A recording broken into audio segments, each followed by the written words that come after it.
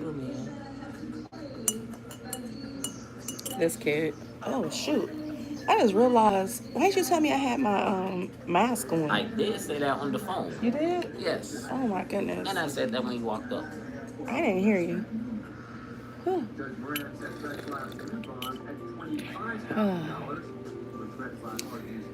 Ooh. So guys, my mind was racing. It was going last night. Well, just morning. Did It you get was. that water I gave you? I drank all of it. Oh, Can I pause this?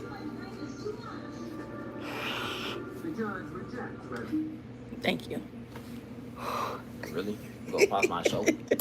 He feels some type of way. I'm coming up in here pausing his stuff. So,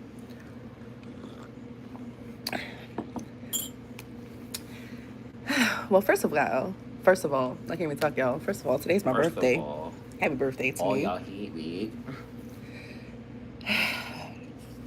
Guys, I was trying to rest. I was so restless last night slash this morning that I was sleeping. I couldn't get no good sleep because my mind was racing. I was thinking about a million things. And all I kept thinking about is how to improve my life and thinking about why am I sleeping. So I was having, I believe I was in a manic episode this morning. Sometimes I can spot when I'm being manic. Other times I can't. And someone has to tell me, like, hey, listen, I think that you're having a manic episode. Um, you may need to take it easy, sit down, or chill for a little bit. But I knew I was having a manic episode when I jumped in my car and I drove up to well, first of all, I jumped in my car. I called my son and I said, hey, you got some coffee you want? He says, nah, but I could brew some coffee. I said, please brew some coffee. I'm gonna come up there and I'm gonna get some coffee. I need some coffee. And then I realized that I jumped in my car, and just a few seconds ago, I realized I had my sleep mask on, I have my do rag on, and I'm full pajamas. And then in the car, I'm driving like this, eyes big, wide open, mind still racing, still going. And I'm like, how could I sleep? How could I sleep? And I was mad at myself because I'm like, girl, you could have just stayed up all night and hey, Harry, and got some work done, got some content done. And then the whole time I was sleeping, my mind's racing. I'm thinking about what I did yesterday with my content, and I could have did better. I'm thinking about why am I not making at least six figures yet right now. I'm thinking about, oh my God, did I clean the kitchen properly? Like my mind is racing. I'm thinking about everything that I need to do in that house. I'm thinking about everything that I need to do in my life and school all at once. And I can't sleep. I'm asleep. Hello. I'm asleep, but I'm not asleep. I don't know if you guys, if that makes sense. And I got in that car because I was like, you know what? I need to just unwind, talk it out possibly. But my manic episodes caused me to beat me down. And I've been struggling with bipolar disorder since the age of 12, guys. Yes, 12. And for a long time, it took for them to give me a diagnosis. So they thought I had ADHD, tested me. I didn't have ADHD. And in that time, bipolar disorder wasn't really diagnosed in kids. The big thing that they was doing for kids back in the day was ADHD and, hyperactive tension disorder or whatever. So I spent years struggling, my family struggling with me. My aunt eventually just gave me to the system because she couldn't handle me. And it's sad because of them not knowing what my diagnosis was. I was given to the system. And maybe if we had a proper diagnosis for me, I could have been treated.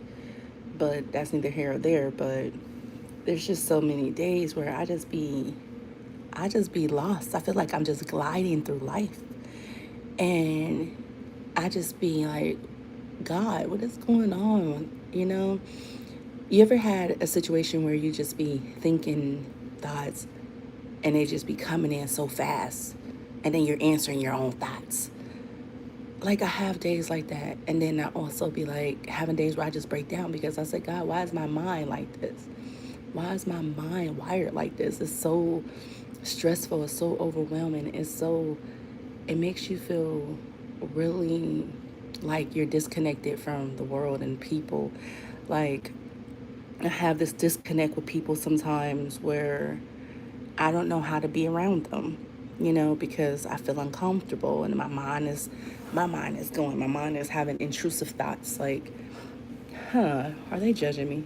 Do they know I have bipolar disorder? If they find out I have bipolar disorder, are they gonna treat me like I'm crazy? And then no one tells you about the highs. Man, I'm telling you, there's some days I get up and I have, how do I feel it? It says, how do you feel exactly? Right now, I feel like I may be having depressive bipolar episode right now. That's what I feel. And it's so crazy because yesterday I was up. Like yesterday I was so hyper. Yesterday I was dancing, I was happy, I'm cleaning, I'm doing all of this stuff. And then today I just felt low. I felt unloved. I felt unseen. I felt unwanted. Like all these thoughts just came in because, again, like I said, today's my birthday. But I think that feeling crept in at midnight because normally I get phone calls from like my mom and my family. No one called me, and I felt some type of way. And I'm going through things with like my adult kids, and I felt some type of way. And I think that all of that kind of triggered my episode because I started thinking, what did I do wrong? And then it's just like my son said something to me. He says, Mom, I love you so much. And sometimes I forget that you have bipolar disorder. So I be trying to be understanding. So I have personality disorder and bipolar disorder. So I do a part of bipolar disorder is major mood swings. So that's those highs, those lows. Um, so I'm learning as much as I can. Thank you. Thank you, Sarah. Thank you. I appreciate you.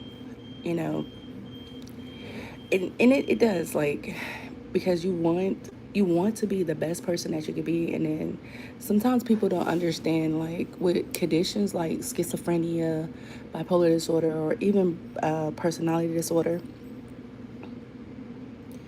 So personality disorder is more so I have like a disconnect with like people. I have a disconnect with reality sometimes. So it it can it can mimic like different personalities, but it's not just that.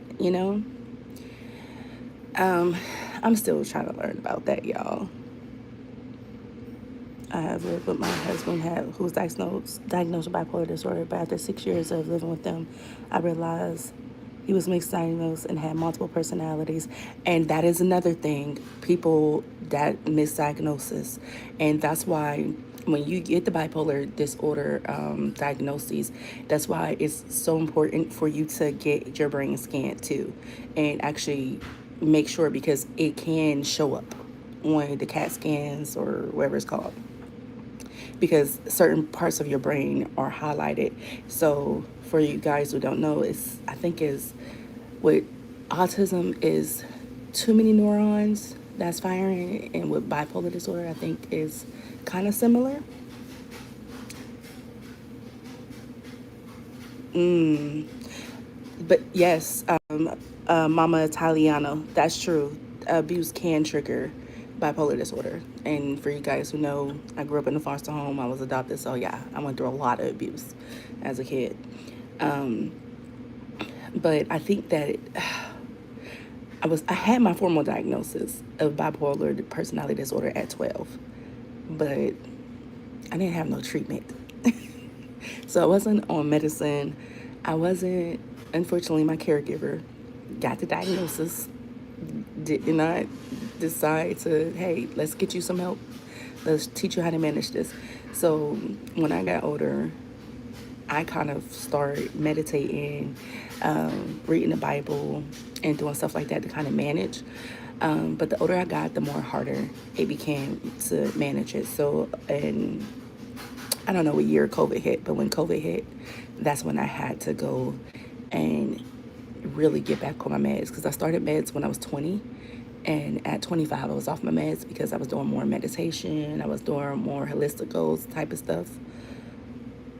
And so I had to do that. And that helped. But then when COVID hit, more stuff kind of like, I don't know, I guess triggered it. And then I needed my medication. And I could no longer You say chicken, eggs, what else? cheese and spinach. Cheese, spinach. Yeah. I think you've been hurt a lot. And Michael J, that could possibly be so. Like, um, it could be a thing. And I think that it doesn't. So I think that I'm more so affected by my kids. Well, only two of them. My kids not receiving me the way I want them to, I guess. And that triggers me the most because it's like times like this, I'm like, I want my kids to be around me because ever since they were young, we've always been tight, thick as thieves. And then when my kids turned 18, they kind of found the world. And so I think that triggered that loneliness in me. And I was just like, dang, you know? And then I have my mom call and like the people that normally surrounds me around my birthday, like every morning waking up to them or just when my birthday hits, they're like, oh, happy birthday, mom, and coming in there with balloons, cakes, and just, And I think I'm also going through that empty nester stage where when your kids move out, you feel depressed. And, my daughter, she told me, she's like, Mom, I just want to figure out life on my own. I just want to, she want to be, live. And I was like, okay, I got to respect that. And, I guess when they grow up, you really don't think like they going to grow up and really go live life without you.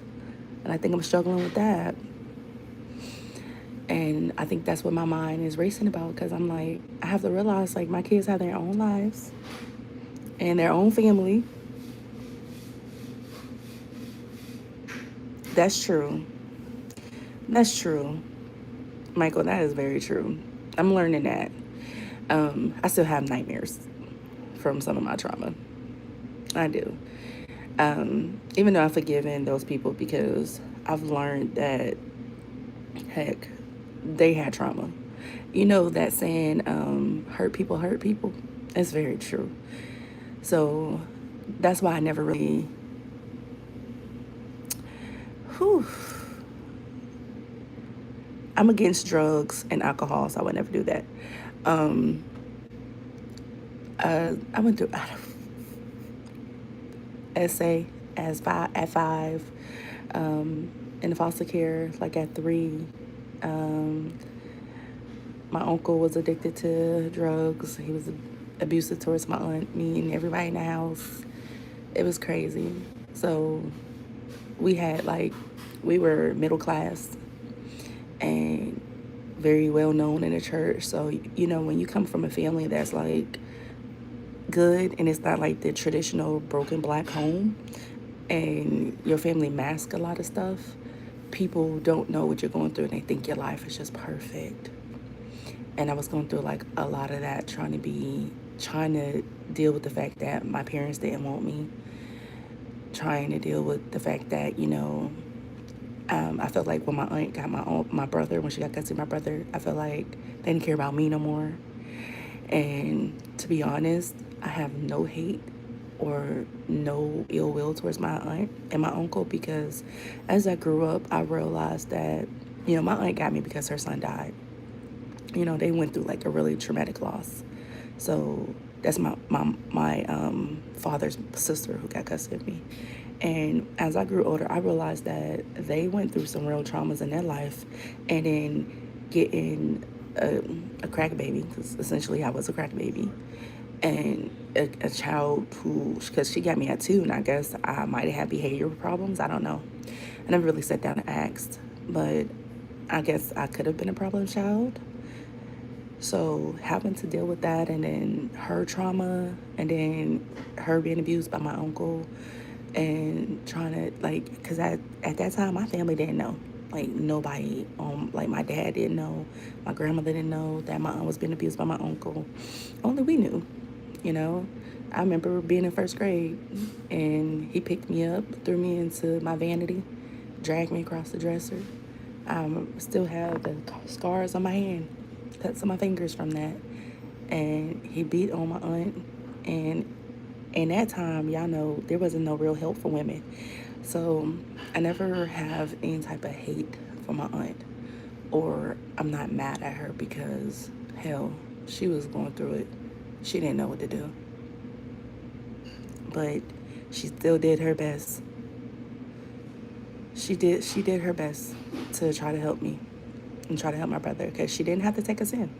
We could have been left in the system, but my aunt, she took us in, and I'm not sure if, and I'm not gonna. So we weren't abused like every day. So I'm not gonna act like that.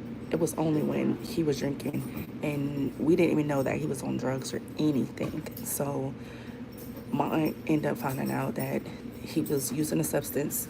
I'm assuming it was crack, because I don't know. Thank you, son. Look at that. Look at this, y'all. Look at my son made me for my birthday. So, you know, finding out that, and then him going through what he went through, he ended up going to rehab, and he ended up getting help. So that's why I don't have no type of hate towards them, because they tried, and they could only sometimes, like, I guess when I became a mother, I realized that you can only do the best you can with what you got. Even my mom, I have the best relationship with my mother now. I have no ill will towards my mom, because growing up, I was hurt. I was sad. But once I got grown, and then the family really told me my mom's story, how could I hate her? How could I? I think giving me up was the best thing that she could ever did. Even though I went through what I went through, it was still the best thing that my mom did for my life. I'm telling you. And my mom calls me randomly. My mama call me randomly at night, y'all. And she'll just be like, I'm so sorry. Do you hate me? I'm sorry for not being there for you. And I tell her, I say, listen, old lady, I love you, old lady. You my old lady. And I forgive you. And stop apologizing, because you my mama and I love you. Because my mom's mother died in front of her. And then my mom had a worse life than what I had. And then my daddy ain't never abused my mom, but my dad put her through some stuff, okay? And I had to find all of that out when I was an adult, you know? So I went through my life, my younger years, being mad at my mom. I did. And I can forgive her, because the one thing I learned is you're going to have some trauma throughout life, but it's what you do with your trauma. That's why I'm in therapy. That's why I'm in school, to try to help others and educate others. But, I also try to bring awareness that even though, you know, I'm getting help, I still have manic episodes. I am, yo, that is a trip. Hey, I'm getting better. I'm getting better. I'm good with my mom. I have no hate towards my mother at all. I love my mother. I never speak a bad word about her, and can't nobody ever turn me against that woman. Or my aunt, for that matter. Because my aunt was a victim. I mean, I have love for my uncle, because my uncle had an addiction. Human services. So social and human services, with a concentration of drug and alcohol addiction. And that's why, and I graduate next year, y'all. But that's why I chose that path, because of my life. And I learned that a lot of things that I went through in my life was due to alcohol and drugs. And my family not having the support that they needed because, you know, oh, it was a choice. Drugs is a choice. Alcohol is a choice. It was a choice when they first tried it, yes. But after you get addicted to it, it is no longer a choice. It's like your body needs that. That's like coffee. We all have our addictions. I'm addicted to coffee, y'all. I gotta have, I gotta have coffee every day, all day. But that's also why I don't drink. He being shady. That's also why I don't drink and I don't do drugs. And I used to drink, but when I found myself behaving like some of the people in my family that I seen with addictions, I sat back and I said, nope, no, I'm going down the wrong path. And then I stopped drinking. I don't do drugs. Have I tried drugs? I've only tried marijuana. And I was like 18, 19. And my family members came to me and they told me, this ain't something that's for you. And after my second trip to the hospital, I realized marijuana was not for me, so I don't do drugs. So, yeah. But I do, being a person who experienced family members and my mom in particular, my mother had an alcohol and drug addiction. My father had an alcohol addiction. So those things destroyed my family. Yeah, destroyed my family. So having inside knowledge and firsthand experience with that, I want to be able to help foster a connection between people who have addiction and their family and try to help their families to understand that these people want to change, but because of that addiction, it's hard for them to change. Because some people tell a drug addict, if you love me so much, why don't you stop doing drugs? Well, it's not that easy. They love the life out of you. They love you so much, but they're fighting something within themselves. And when you're fighting for yourself, it's hard to fight for somebody else, no matter how much you love them. And that's just something that the world doesn't understand. And that's why people treat people with addictions bad. And they have to understand that some people are actively working to come out of their addiction. By people going to treatment programs and trying to turn their lives around, they're saying, hey, I know I have a problem and I want to get it fixed. But some people, they don't see the problem yet. And they have to hit rock bottom for them to see the problem in order for them to be open to treatment. And then, some people's families be trying to do that shock factor of, we're going to just shock you out of this. You can't do that. That person has to come to a realization that their addiction is controlling their life, that their addiction is ruining their life, and they can't take it anymore, and they want to be bigger than their addiction. You know, make it out that trap circle. Yep, you're right.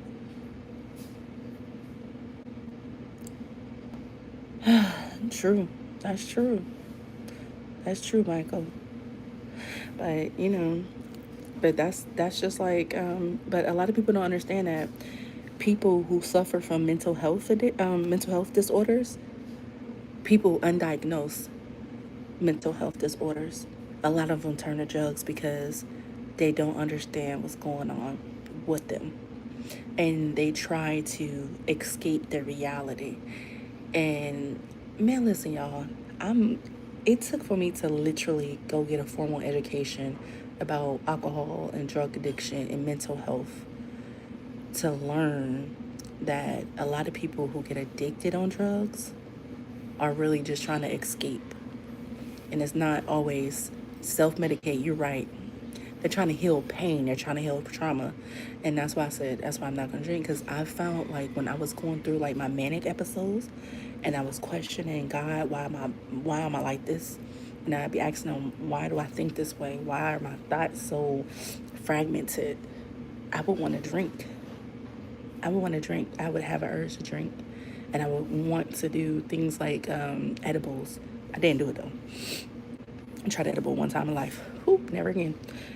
But once I realized those urges was coming up in me, I would pray. But I also knew that prayer wasn't just it. I had to literally ask and seek help. and that's why I don't really club. I don't put myself in situations that are going to make me self medicate. You know, I ain't got it together, y'all. I'm getting it. I ain't, let me taste this, y'all. My son made this. It's something he created. Let's see if it's good. Let's see if it's good. Mmm. Mmm. Yeah. You good. Oh yeah, that's good, son. It's my 20-year-old. The sexiest son. I just need to get my hair cut though. Boy, bye. But then then y'all see Right. the yeah. Oh, Lord, have this boy. Sexy. Girl, please. Mm. So how do I cope? By talking myself down and by giving myself grace. Thank you. Thank you. Thank you. I have to talk myself down and I have to show myself grace.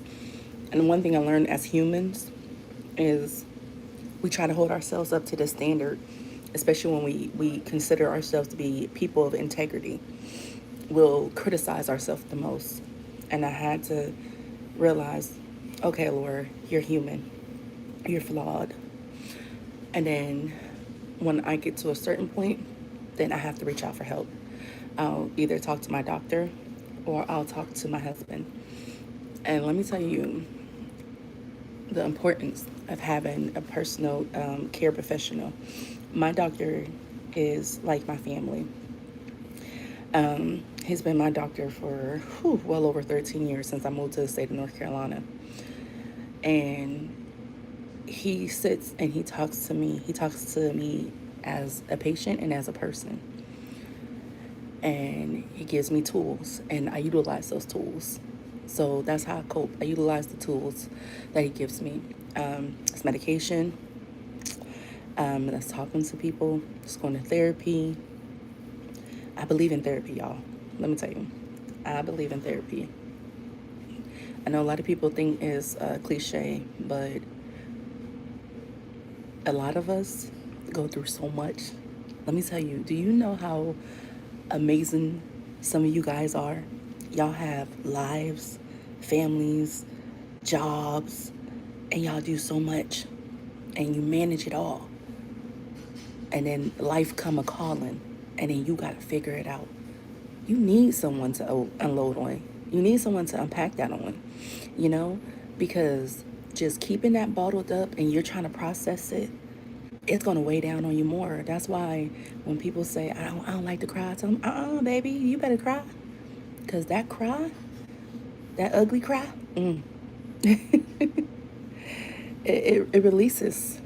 It releases a lot of stress. It does. What have I learned from my life, my tribulations? That God placed me here for a reason. And that I can persevere through anything. And just never giving up. I'm telling you. I learned that not giving up is key. And failing is important. I learned that it's okay to fail. Because when you fail, you learn so much about yourself. And then you figure out what you need to do better, how you need to do it. And then also surrounding myself around people that I know has more education than me, more life experience than me, because then I can learn from them, ask them questions, bounce ideas off of them, you know. And just by loving on me, I have to, listen, y'all might think I'm crazy. I look myself in the mirror every day and I tell myself, you are beautiful, you are kind, you are understanding, you are deserving. God put you here for a reason. You survived it for a reason.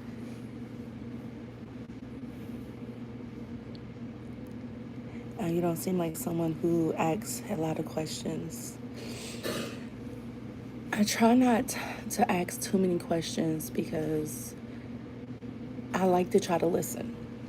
because sometimes people they listen to respond, you know, and I don't want to be that person to listen just to respond to you. I want to understand it. So when you need me to respond, I understand exactly what you're going through. Not exactly, but I have a clear understanding of what you're going through. Yes.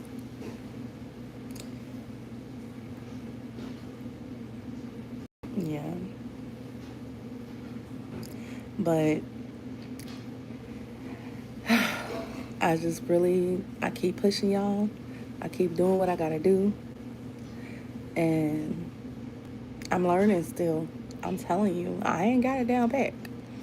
I'm telling y'all, I still have to Google and be like, okay, how do I handle this? Or I still have to call someone. What did you do in this situation when you was feeling this way? You know? So it's just, you never, I learned that no matter how much knowledge I get, I ain't gonna never know anything. You could think you know everything and still know nothing. So that's why it's important to keep seeking knowledge and just living through life experiences. School taught me that, yo. I'm telling you, going to school, I learned that everything I thought I knew was BS. Everything. But living life, I'm taking it one day at a time, and I'm trying to share my experiences because I think it's important. You never know who may be going through something, because I did used to be that person who I never asked for help and I never shared what I was going through.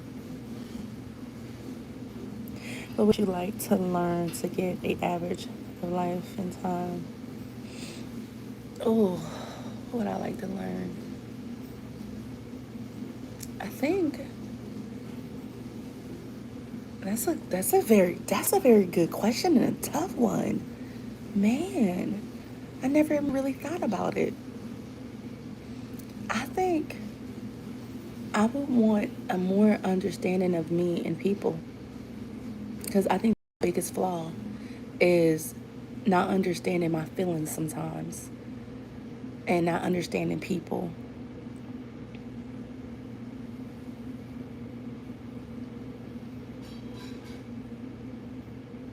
Um, no, that's not my job. I don't know. That's never my goal. I don't have to make no one look bad. Cause why? Why? I have my own battles. I have my own cross to bear.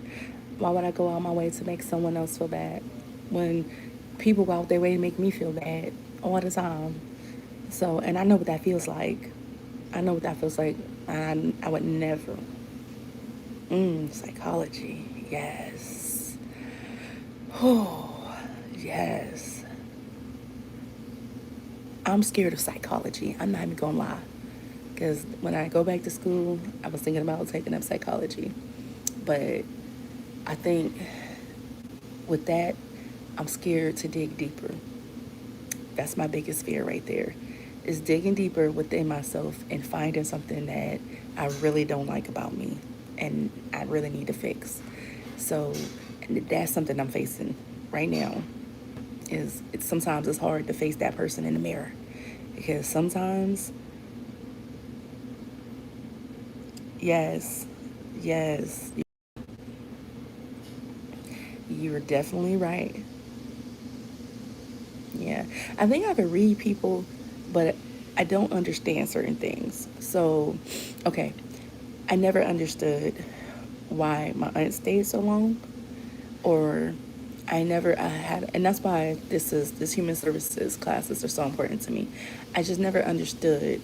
Still, I don't fully understand why people stay in abusive relationships for so long when a person is hurting them, and that's what I'm trying to learn. I'm trying to understand that, because I think for me, I always thought about if my mom walked away from my father sooner, would we have went to the system? So questions like that, I'm still struggling with. Yeah, that's what I'm told. That's all they know. And I guess I'm trying to figure out why we don't love ourselves more and why we don't understand ourselves more. You know, that's still something I'm struggling with. Yeah, because I don't know. Like, you ever see a person who their light is so beautiful, it's so big, it's so bright, and then they'll be with someone who is tearing them down or putting their hands on them, and you know that person's no good for them. And you look at this person and be like, oh my God, you're so beautiful, you're so successful. Why are you going through this? Like, I never understood that. And I think that's something I need to understand to be able to connect with people more. You're right. Hurt people hurt people. And listen, when you're right, you're right. Absolutely right.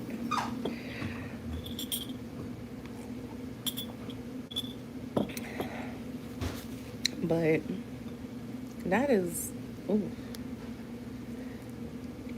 listen, being on YouTube sometimes is therapeutic because y'all be coming through with some answers. I be wondering if you guys are psychologists or therapists because y'all be knowing, straight up knowing. Mm,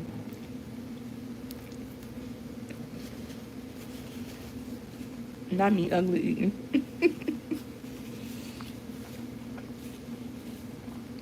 Mm, Michael, facts,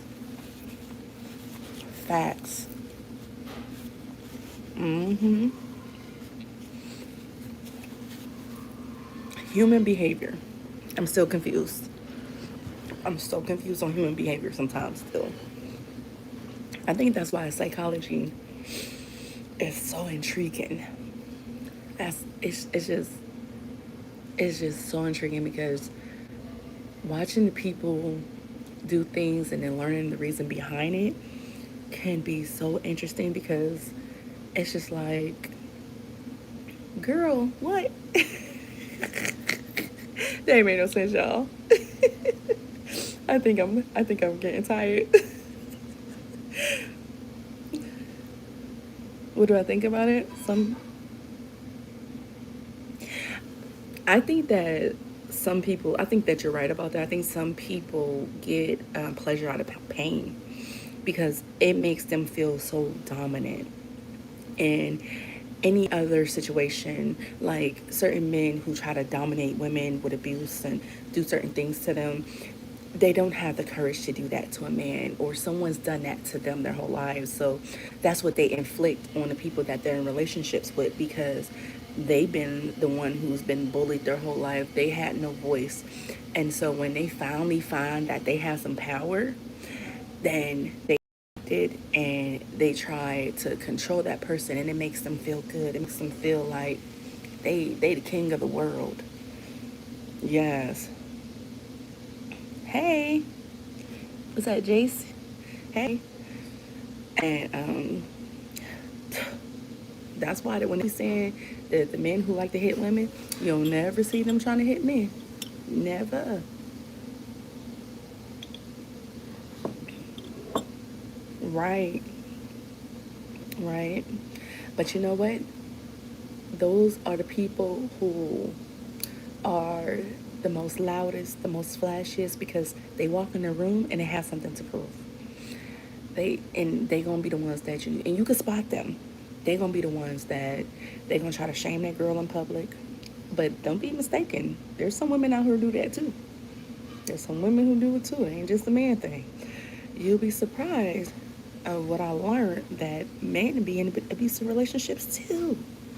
But it's not reported as much as it is for women because of the stigma of you being a man and being dominant, and then you letting this girl who's 5'4" do things to you. You're gonna get laughed at. So some men don't come forward, and it's very sad because women hurt men too. I just wish that I wish that we understood what triggers, not just because I know it's a multitude of things that trigger people, but I don't understand the violence. Like, I just don't understand why the human race enacts so much violence. That's just like how we have all these wars going on around the world. And it's just like, We know that nuclear warfare will damage the earth, pollute the waters, kill our crops, and harm our animals, the livestock that we eat, but yet we still use nuclear weapons. I don't understand that. Yep, you're right. Some women are. Yep, definitely right. Like, I don't understand that concept. So that's why I be trying to figure out, like, just humans. But then here I go with my conspiracy theories. Were we all placed here by aliens and aliens are conducting experiments on us and watching us and how we interact with each other and how we just destroying ourselves? I'm telling you, people be like, girl, you a nut. Because I don't know, y'all. Because it's just, first of all, I know we humans, we're not capable of creation. And what I mean by creation, the earth, the water, we can't do none of that. So I do know there's a higher power. I believe in God, but then I also believe that there are aliens. So hear me out, y'all. What if we're just one big experiment?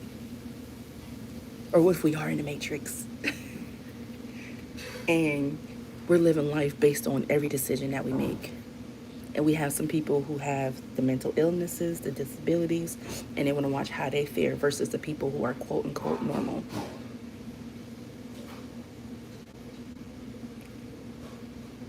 Man, okay, okay. Yeah, I'm telling you, my mom be going. I'm trying not to eat messy. This burrito is good.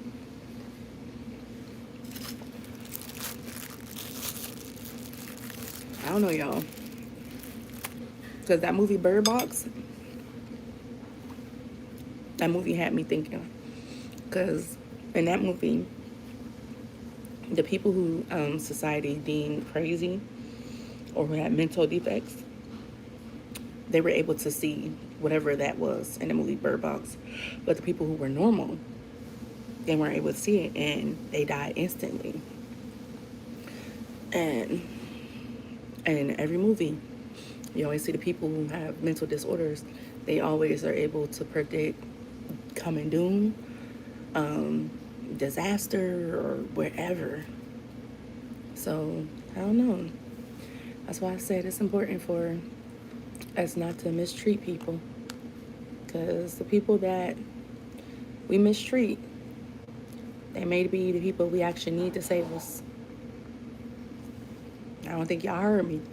The people that we mistreat may be the people we need to save us. And you're right too, Michael. It's our spiritual gifts too.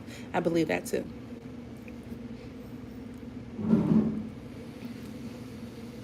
But it's okay, y'all. We all gonna make it. We all gonna get through it. But I just want to say thank you so much for listening to me run my mouth. Thank you guys for talking back to me. Michael, thank you so much. Everyone else who chimed in, whether it was negative or positive, thank you. I appreciate you guys. I'm gonna get off of here because I gotta go. Gotta go take my husband to work. But I am not my disease. I want you guys to know that if anybody out there suffering from any type of disease, whether it's mental disorder, drug addiction, alcohol addiction, you are not your disease. There is help out there. Seek help. Family members, if you know someone who has drug problem or some type of addiction problem or mental health disorder, please show them some grace and study up on things. Thank you. Listen. You surely did. You had me thinking deep today too. I had to think about some stuff. I got to go home and write it down so I can remember it. But I know we all say we want to be nice because there's days where I'm not nice. There's gonna be days where you're not nice. Okay. But cut yourself some slack and be forgiving and give yourself some grace because I think that is so important, yo. Give yourself some grace because a lot of y'all, including myself, we're surviving in a world that is scary. We're surviving things that we never thought we would have to survive. We're making it through situations that we should have never even been in. And we don't have all the answers. To all the parents out there who are struggling with their kids, take it one day at a time. You're human. You know, you're going to fall. Get up. Get back up. Try again, excuse me. But you're human. That's what I'm gonna leave with. You are human. Always aim to be better. If you see your faults, fix them. Most of all, be open to hear your kids. That is so important. But have a beautiful morning. I'm gonna go and get my husband and try to eat the rest of this food. You guys be blessed and be well. And I so appreciate all of you guys. Bye. Thank you guys for tuning in.